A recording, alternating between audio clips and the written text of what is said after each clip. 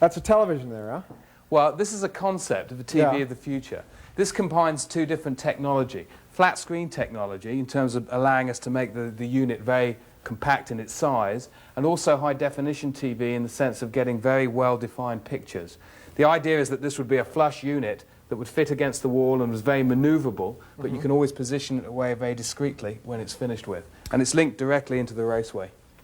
Now, Mark, with all these systems, how do we control them? Do we have a lot of these little infrared controllers like we currently do with our VCRs and so on?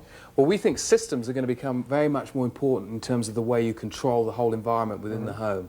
Let me introduce you to Dennis Arsenault, who can talk to you a little bit more about the systems within the house. Hi, Dennis. Nice to meet you, Steve. Dennis, can you demonstrate some of the systems within the house? Sure. Voice command. Good morning. Now, who is she? That's the voice of our computer. She's tied in through the house, and she recognizes only the voices of the homeowners.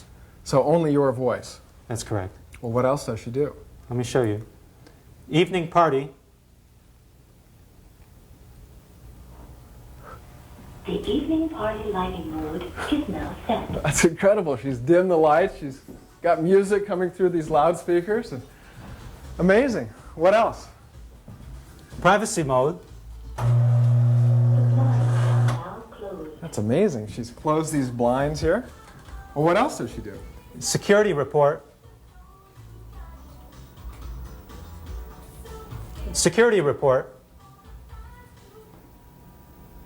The security system is now disarmed.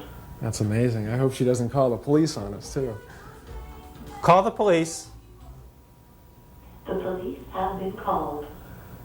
That's an amazing machine, but you know, you can see real practical applications for somebody who's handicapped.